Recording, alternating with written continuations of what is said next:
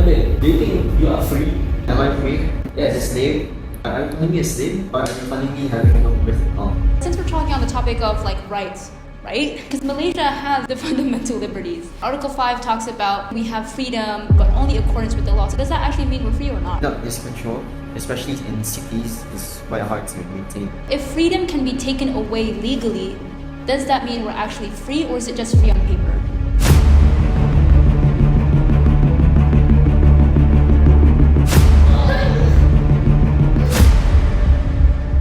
Welcome back to the ANSM podcast, where we talk about everything and anything about the law. My name is Afrina. Hello guys, I'm Nabil. Hello, I'm Shazwan. Hello, I'm Muftasar. Today's episode, we're going to talk about Article 5 of the Federal Constitution, which talks about liberty of a person. Article 5 is under the fundamental liberties, which is in the Federal Constitution. The Federal Constitution is the supreme law of the land, which talks about division of power, government structure, fundamental rights, and basically the framework for governance. Everyone has to follow this law. Even the king has to follow this law. He cannot go against the Federal Constitution. In the Federal Constitution, we have the fundamental liberties, basically the basic rights that are given for the citizens, not just the citizens, but everyone in the country, right? Which poses the question of, are Malaysians truly free or only free within limits set by the law? Article 5, it states that no person shall be deprived of his life or personal liberty, save in accordance with law. Now, this applies to both citizens and non-citizens. It goes on to talk about the rights to challenge unlawful arrest, fair procedures, for example, like, what do you call it? Habeas corpus, double jeopardy, retrospective laws. It goes on and talk about that as well. According to Oxford Dictionary, the definition of liberty is the state of being free to live as you choose without excessive restrictions from the government or authority. It is the freedom from captivity or slavery, as well as the legal rights to act, speak, and behave without arbitrary limitations. According to this definition as well, it talks about the freedom to speak, to behave, and whatnot. Now, when we look at the fundamental liberties, it also goes on to talk about other rights as well, right? Like the equality. What else? Do you guys remember? Protection against retrospective law. Okay, freedom that of one. religion. Slavery, Freedom of movement. freedom of movement. Do you remember any other fundamental liberties? Freedom of speech. Freedom of speech. So I feel like because it starts with Article 5, it's kind of like an umbrella, right? The tip of the umbrella is Article 5, and then also goes into other branches or other parts of freedom. So again, freedom of speech, slavery, freedom for education, and so on and so forth. But if liberty can be taken away legally, is it really a right? Is freedom a right or a privilege? So guys, what is a right? A right? In your opinion, what is a right? The freedom to voluntarily do something. Hassan? Just your personal opinion. Like something we need to obey or follow. Hassan? What is your definition of right? No definition. Continue. So a privilege is something that is not owned by everybody, right? And basically only for a select few. While a right is for everybody generally, right? Personally, on my personal basis, freedom is a right of the general public, but in some certain circumstances, it's also a privilege to certain people. For example, organized crime mafia bosses. For them to be free will cause a ruckus into society, obviously. So for them, freedom is something that not all of the mafia bosses have. Because they can just, walk in the streets normally, like a normal person. They need to have at least restrictions. If not by the police, even by their own gang members. They have to restrict themselves from going out, and they have to, influence. So, generally, as a average person, a normal person, freedom should be a right to everybody, in my opinion. What about everyone else? Do you think freedom is a right or a privilege? What's your personal opinion? Kacik-kacik tak apa. I think it's a privilege because the right should not be easily removed for me lah. Muhtasar, do you have any input on this one? If freedom depends on conditions, it begins to feel like permission rather than liberty. I don't think any society can function without the law, without restrictions. Because if you look at, for example, the movie The Purge, right? People were given, 12 hours? Yeah, no. 12 hours? In the span of 12 hours, they have no law, no restrictions to do anything. So people kind of went wild or haywire. So people are killing each other for maybe like personal revenge, conflict, so on and so forth. People would think, oh, maybe without laws or without restrictions, people can be free. But being too free isn't a good thing either. So there should be restrictions. It's not supposed to take away a person's liberty. The law exists to balance liberties. You cannot function without law and order in a society or in a country. Ultimate freedom leads to chaos. It doesn't lead to what I guess some people would assume ultimate peace. Some restrictions are necessary. Absolutely. So I feel like some restrictions are absolutely necessary. Let's take freedom of speech as an example. You have the freedom to talk about anything you want, but there are some certain things that you are not legally able to talk about. Why? Because it threatens the peace in the society, in the country. Everybody has opinions on things. But some people, they go above and beyond. That's what we call extremists, right? They also commit crimes promoting what they believe. So that's itself is terrorism. Restriction is necessary to protect the safety, not just for yourself, but also for others. So I think freedom is both a right and a privilege. Because yeah, it is something that we deserve as people, as human beings, but it's also a privilege because some people don't, I guess you could say, deserve freedom. I'm talking about like terrorists or extremists. How about detention without trial? Do you think it's legal or do you think it's just? Let's say a person is found to be suspicious by, what do you call them, the CIA? Yeah, the CIA. I guess the... ICE. What do you call it in Malaysia? What do you guys call them in Malaysia? Security, internal security. The internal security. Internal security? Usually it's just called the internal security. Shazwan, do you know the name of it? No. I just remember what they call in the US only. But basically, they find a person to be suspicious or dangerous. So basically, you're talking about the Gestapo. The what? Gestapo. Gestapo? Gestapo. Gestapo? Gestapo. What's that? Basically, in previous in history, either Nazi Germany or I think in this part of Nazi Germany, they were the people who, let's say, I'm your neighbor, and then I find you suspicious. I'll just report you to the Gestapo, and they will bring you into jail or whatever. Something like that. And usually, like in the Cold Wars, when anyone who says that you are a spy, or usually can be tried or even just meant to go to jail. For example, you know the one anime, Spy X Family. Yes. What? I'm very Spy X familiar. Family. Spy X Family. The anime. Oh, yeah. An anime about spies. Basically, in essence, if you were to be reported, you can be sent straight away to jail without any trial. Something like that. Spy X Family is based on previous East and West Germany. Just going to like capture you, Yeah, just to question you, and they will have you detained until proven guilty until Guilty. proven innocent. guilty until proven innocent. They Yes. can, I guess you could say, lawfully detain you without like a warrant or without anything really. So do you guys think lawfully? So do you guys think that's okay, or do you think it's unjust? Obviously, it is unjust. It's unjust. Because, I mean, under suspicion, imagine if I don't like you. And then I just say, I report you to the authorities. Hey, my neighbor, I think they are a spy. Basically, the liberty get taken first lah. Yeah, and it's not. Then next is baru justice. Right? Basically, tapi usually, in cases like this, there's no such thing as justice. It's either you get shot in the head, you get Isn't that burned, what ICE is everything. doing now in America? Basically. Basically, yes. This also reminds me of Dia, when our classmate. when- This reminds me of our classmate when we did a pantomime performance. She was acting as an Islamophobic person, and she found her coworker suspicious.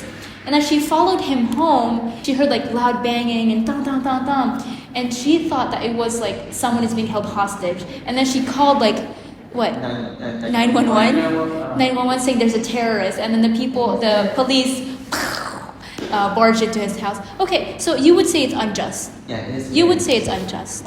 Would you say it's unjust? You would say unjust as well. In your opinion, do you think it's okay for the police to detain someone out of suspicion? Maybe this person is a terrorist. Maybe this person is like a bomber, you know? Do you think the police, for the safety of other people as well, should be able to detain this person without a warrant, without, No, not as well. So you would think it's unfair. Because in the same time, they can abuse the power. They can abuse the power to what? Because I agree, it is unjust. But were you thinking of not agreeing? I was like, okay, in my defense, it's also for the protection, for the safety of others as well. Like when you talk about terrorists, like the bombers and whatnot, if nobody took action, they could everybody in the room, right? Because nobody is stopping them. It's like 50-50. Did you feel like or felt like? I don't know. Okay, personally, I feel like it is just. However, like Shazwan said, people can also abuse their power. That is when it becomes wrong. If it's like genuinely for the safety of the community or the city, I would say it's just. If the law can detain you before proving guilt, then liberty exists at the mercy of the state. I have one case that called Karam Singh versus Menteri Hal Ehwal dalam negeri, I think. Right. Basically, Karam Singh was detained under the Internal Security Act. But Karam Singh, he challenged the detention, which is, he said, he claimed that it violated the personal liberty under Article 5. What was his case? Like, what happened to him, actually? I forgot what they talked about. But basically, the court ruled favor of the minister. Like, the minister will. I remember a kind of similar case, but not really that similar. It was a case of Yit Hon Kit. Yeah, right. Yeah. Yit Hon Kit. Which is the Ministry of Foreign Affairs, right? It was what do you call that? Big case? As in a stepping stone? A landmark. A landmark case. It was a landmark case in Malaysia. Basically, the Malaysian, it talks about the Malaysian administrative law and also the constitutional law and like the limits of power of people. Basically, he did something and he was also detained under the ISA. Basically, doing something, that doesn't mean that it is proven that he has done something. It was allegations that he has done something. That's what the ISA used for back then. So he was put into preventive detention to prevent him from doing anything like illegal or presumably illegal or of national threat. And he was basically put under ISA and he was detained for, if I'm not mistaken, 54 days, which is not a lot. The maximum amount of time that you are able to be at this question 24 hours. is 24 hours. And then you have to go to the magistrate and go back to the questioning area at least. Basically, this Yit Hon Kit, he challenged the Menteri Hal Ehwal dalam negeri because his rights were not protected basically.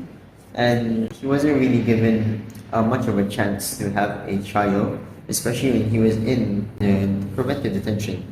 Oh, okay. So I think I remember this. In that case, it basically shows that a person should be able to challenge those with authority, especially when it comes to unlawful detention. So they are able to call out or use habeas corpus. Was it? Was it habeas corpus? Do you right? Habeas corpus, the right to be heard. Do you have any cases? Yeah. In contrast, in Lee Kuan Yew, do you know it?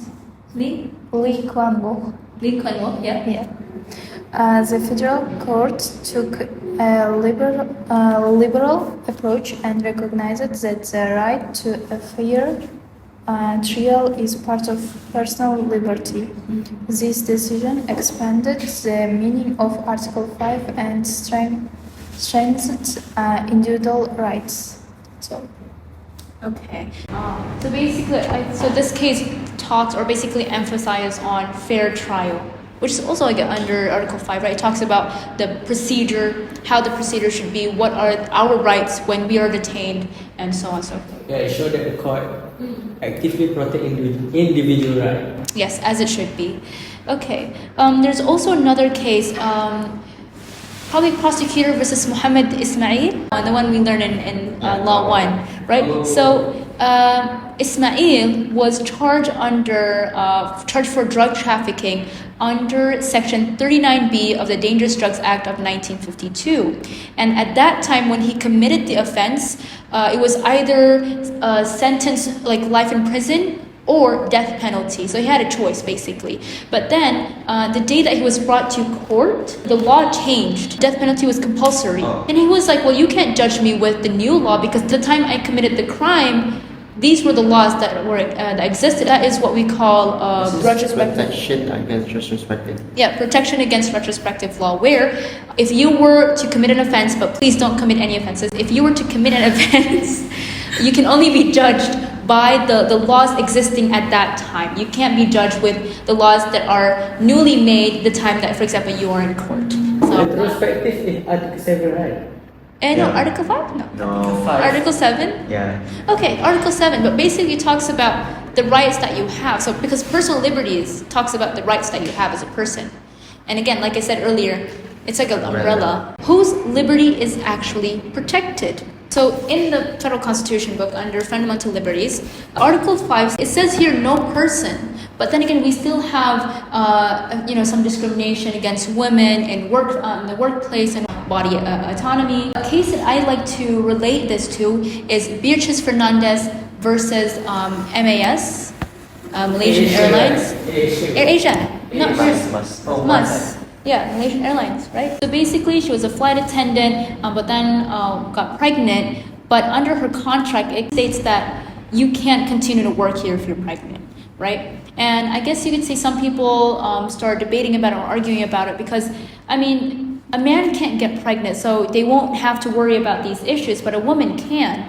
It's also stopping her from, creating a family and, losing that part of life. So why should a woman stop working there just because she can get pregnant and a man can't? Do you think it's okay for a person to be thrown out of work just simply because she got pregnant? I think it's okay because as a what?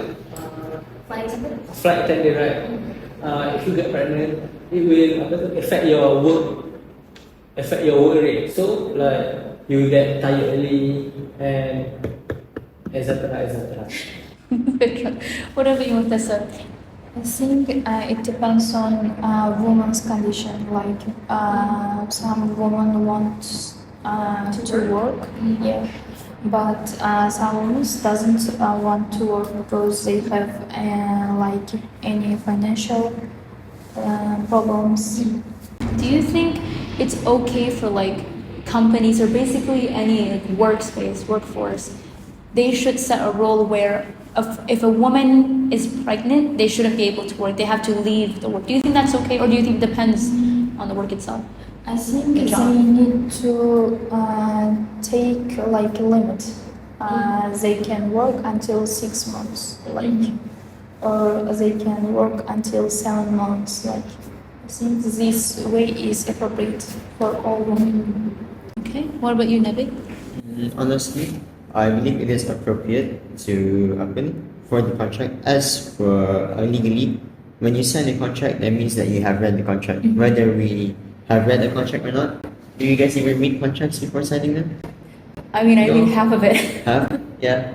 Most of us don't really read It's contracts. 20 page, no lah. Yeah, but No one to read 30 imagine having page. a contract that's like 100 pages. Do you want to read it? No. Of course But not. when you sign it, you're basically saying that you have legally read the paper. So just when, sorry, you don't read your contracts. Time to get a contract for life. So do you read your contracts before you sign them? No. You No. don't. Basically, nobody reads Wait. contracts. Who wants to read contracts? They're like boring legal documents. But I We mean, have easier option. You know what? ChatGPT. Yeah. ChatGPT. I mean, technically, you still have to read from ChatGPT. I mean, No, you just snap pictures, let ChatGPT summarize it. okay, continue. Yeah, but basically, when you sign a contract, you are legally binded to the contract, meaning that you have read the contract at least. In the contract, it's stated that if you are pregnant, then your term will work yeah. will be terminated. And because technically, legally speaking, in a legal standard, you're basically saying that okay lah, if I am pregnant, then I will not have work. So that's on you for not reading the contract, technically by law. But by a person's perspective, from an individual's perspective, being a flight attendant while being on an airplane is quite dangerous. I mean, if you're pregnant, you aren't able to go on the airplane in general. And then how about a flight attendant who has to do work in the airplane? It's dangerous not only for her, but also for her baby. And it will possibly cause a disaster. If like in bad terms, in like bad, the worst case scenario, it will cause a miscarriage or other things may happen to the baby. Like maybe the baby will be born early. Therefore, this contract, although it seems unjust, but it's also something that's a preventive measure to the woman and the baby. It's for their safety also. Man, storage full though.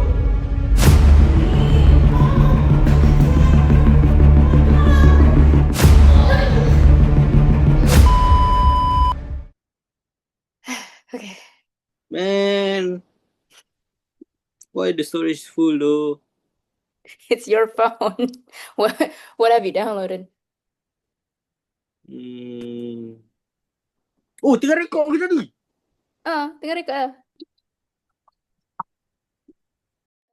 Nabil, where are you going? All right, so just to pick off from where we left, we talked about Beatriz Fernandez's case. Okay, just to kind of recap the case, Beatriz Fernandez was a flight attendant, working under Malaysian Airlines, and she has been working there for 11 years.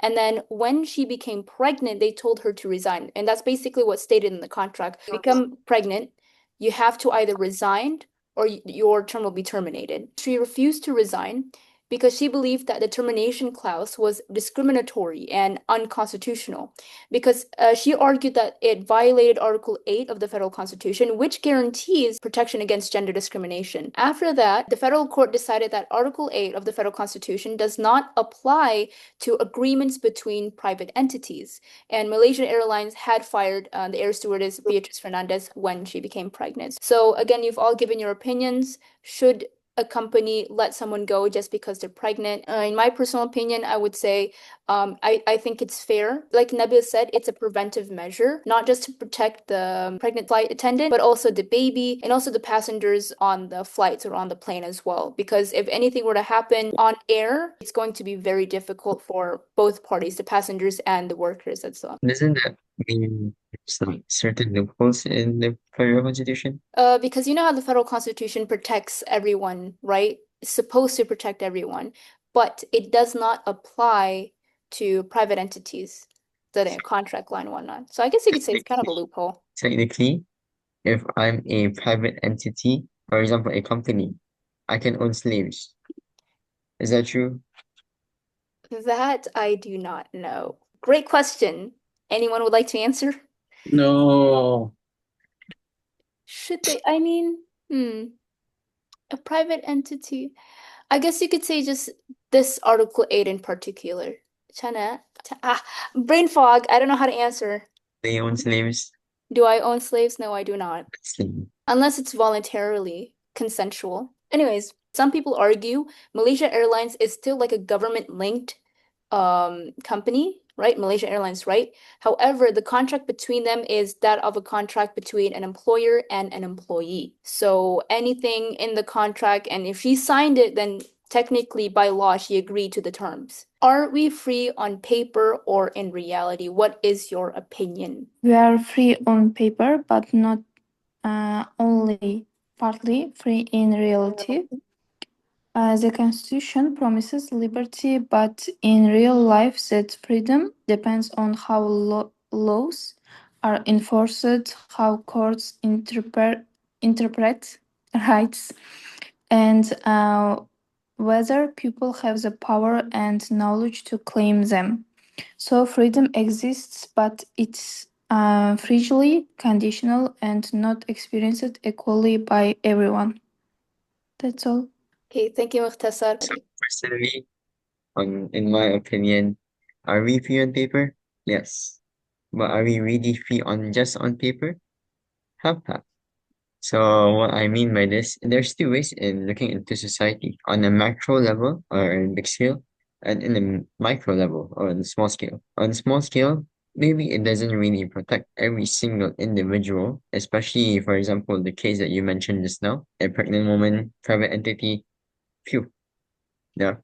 But on a macro level, it does protect most of the society. And this also applies to other countries, other governing bodies. Not only does this help with controlling the people of the country, but it also helps in controlling other countries from infiltrating or from at least getting influence into the country. That's why we have anti-terrorism laws. Although sometimes previously the ISO did not align with the rights of the people, but it had good intentions. It's just that it was used improperly. That's why they changed the source mark. So generally, yeah, we are mostly free on paper, but that piece of paper is quite the important piece of paper. So, when I look at this case, one thing becomes very clear. Court play a huge role in shaping freedom in Malaysia. Article 5 exists in the constitution, but its real impact does not come from the word written on paper. It comes from how judges interpret those words and how they apply them in real case. If we look at the Beatrice Fernandez case, here, the court placed contractual obligation and company policy above personal liberty. Even though the case involved private employer, it still shows how court can restrict the scope of Article 5 by deciding where constitutional protection ends. As a result, personal freedom became secondary to organizational rule. In conclusion, just to wrap things up, Article 5 promises liberty, but liberty itself depends on how laws are written, how courts interpret them, and how society defends them. So basically, Article 5 does not guarantee freedom, but it offers the possibility of it. Whether we are truly free depends on how far we are willing to question, challenge, or protect that promise. Okay, so that is all from the NSM podcast. We hope to see you all again on our next episode. But for now, until then, bye-bye. Bye. Bye-bye. Bye. Okay, bye-bye. Okay, so if you guys want to leave now, you guys can leave!